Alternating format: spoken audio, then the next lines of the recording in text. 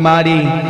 अब इसके बाद मैं औलिया के एक तालिब इल्म असजद भाटकर को दावत दूंगा कि वह आए और तकरीर पेश करें। उनके तकरीर का उन्वान है शिर्क व बिदअत और हमारा फरीज़ा। अगले मुसाहिब रहेंगे हुज़ैफ़ा मौलाना नासिर, उसके बाद रहेंगे साद अब्दुल रहीम, उसके बाद नौमान दीवान, उसके बाद अफ़्फ़ान इकबाल। फरहान के लिए साद फारूक दीवान की तरफ से एक बंद लिफाफा आया हुआ है और उनके दोस्त हंज़ला की तरफ से भी उनके लिए 100 रुपये का इनाम आया हुआ है। अस्सलामु अलैकुम व रहमतुल्लाहि व बरकातुहू। नहमदुहु व नुसल्ली अला रसूलिहिल करीम, अम्मा बाद, फ़अऊज़ु बिल्लाहि मिनश शैतानिर रजीम, बिस्मिल्लाहिर रहमानिर रहीम। इन्नल्लाह ला यग़फ़िरु अन युशरक बिही व यग़फ़िरु मा दून ज़ालिका लिमन यशा व मन युशरिक बिल्लाहि फ़क़द ضल ضलालन बईदा। क़ाल अन्नबिय्यु सल्लल्लाहु अलैहि वसल्लम मन अहदथ फ़ी अम्रिना हाज़ा मा लैस मिन्हु फ़हुव रद्द, मुत्तफ़क़ुन अलैहि। मसनद सदारत पर जलवा अफरोज़ सदर मुहतरम मुअज़्ज़ज़ असातिज़ा किराम और मेरे अजीज़ साथियों, आज के इस मजलिस में मेरी तकरीर का मौजू वो बिदअत व खुराफात है जिनमें दौर हाजिर के मुसलमान मुब्तला है। मैं हैरान और परेशान हूँ कि किस किस बिदअत को बयान करूँ, समाज में फैली हुई बिदअत व खुराफात का तज़किरा करूँ या आमाल शिरकिया पर रोशनी डालूँ। समझ में कुछ नहीं आता कि छेड़ूँ दास्तां कैसे। एक तरफ नबी पाक सल्लल्लाहु अलैहि वसल्लम को आलिमुल गैब और मुख्तार कुल तस्वूर किया जाता है, तो दूसरी तरफ अम्मा आयशा सिद्दीक़ा रज़ियल्लाहु अन्हा की शान में गुस्ताखी हो रही है। कहीं बिदअतों को फ़रोग़ देकर मुसलमानों के अक़ाइद पर नापाक हमला हो रहा है। प्यारे दोस्तों, वो मुसलमान, आज का इंसान शिर्क व बिदअत की दलदल में फंसा हुआ है। वो पेशानी जो सिर्फ और सिर्फ खुदा के सामने झुकनी थी, गैरुल्लाह के सामने सजदारेज है। शिर्क लोगों में फैल रहा है और खालिस तौहीद से दूरी है। दावा ईमान का है और शिर्क में गिरफ्तार है। मुश्किल के वक्त पीरों और इमामों को पुकारा जाता है, उनसे मुरादें मांगी जाती है। औलाद का सवाल होता है, उनके लिए नजराना पेश किया जाता है। बला और मुसीबत को टालने के लिए अपने बेटों को उनकी तरफ मंसूब किया जाता है। कहा जाता है कि उनका पुकारना अल्लाह का पुकारना है, उनके पुकारने से खुदा का कुर्ब हासिल होता है। उनसे मदद मांगना गोया अल्लाह से मदद मांगना है। अफसोस सद अफसोस इस हमाकत पर, जबकि कुरान पाक में डंकी की चोट पर बारी ताला ने इरशाद फरमाया है, वल्लाहुल गनिय्यु व अंतुमुल फुक़रा, कि अल्लाह बेनियाज और तुम सब के सब मुहताज हो।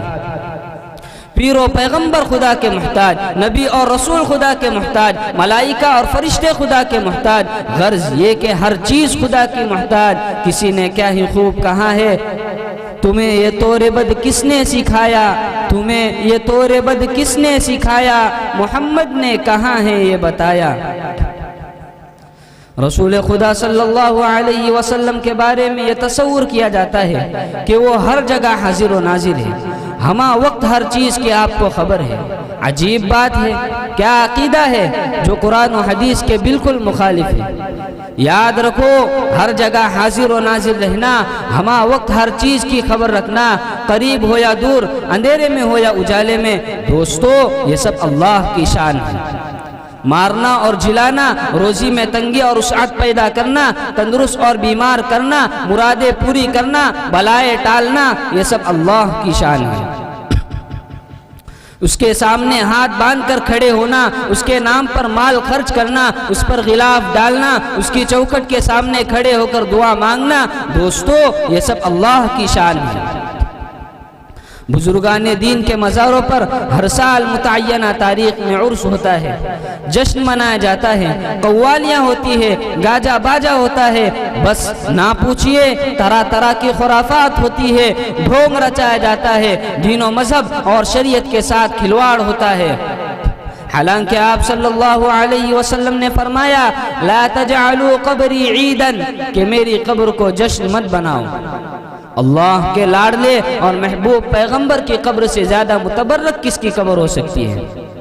जब आप सल्लल्लाहु अलैहि वसल्लम ने अपनी कब्र को जश्न और ईद मनाने से मना फरमाया, तो फैसला कीजिए कि दूसरों की कब्रों को ईद और जश्न क्यों कर मनाया जा सकता है।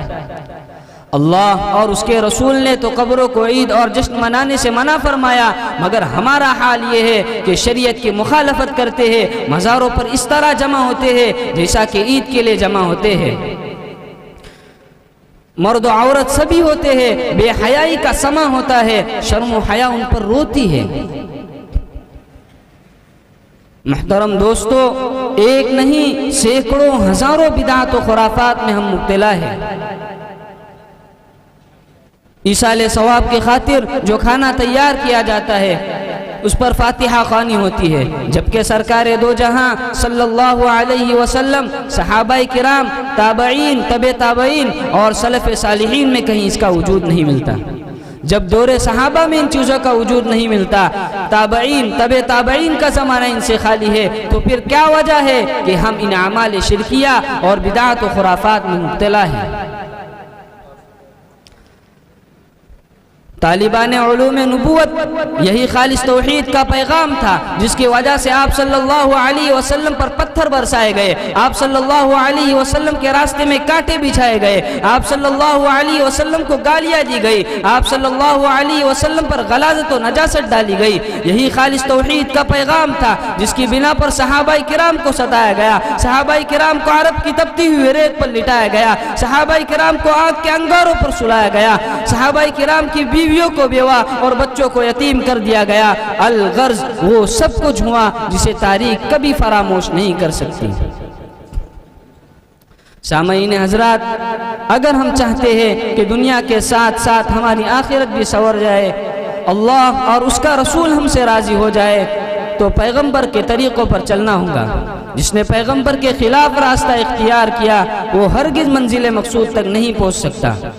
हमारी जिम्मेदारी है कि इस नाजुक और पुरफितन दौर में तौहीद खालिस को अपना शेवा बनाए, आमाल शिरकिया से इज्तिनाब कुल्ली इख्तियार करे, बिदात व खुराफात को जन्म ना लेने दे, सुन्नत वाला रास्ता इख्तियार करे, कौम व मिल्लत को बिदात से जो कि जलालत है, गुमराही है, बचने की तलकीन करे, अपनी और अपने घर खानदान वालों की बिदात के अड्डों से हिफाजत करे।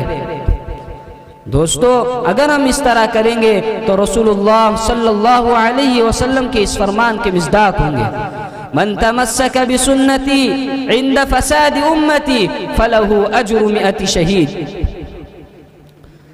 अफसोस है इस मुसलमान पर जिसने कुरान पाक की तालीमात को भुला दिया, सुन्नत रसूल का जनाजा निकाला, वाही तबाही किस्सों कहानियों पर एतिकाद जमाया। इसी पर मैं अपनी तकरीर को ख़त्म करता हूँ। दुआ कीजिए कि अल्लाह तबारक व तआला पूरी उम्मत मुस्लिमा की बिदात व खुराफात से हिफाजत फरमाए और पूरी उम्मत को सुन्नत के मुताबिक ज़िंदगी गुजारने की तौफीक अता फरमाए। व आखिरु दाअवाना अनिल हम्दुलिल्लाहि रब्बिल आलमीन। माशाअल्लाह, मौसूफ ने बेहतरीन अंदाज में तकरीर पेश की।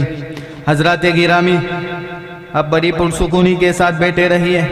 इसके बाद मैं औलिया के एक शौला बयान खतीब, जिनके बयान में शोखी नहीं तो शेखी ज़रूर है, मैं उनको बुलाने जा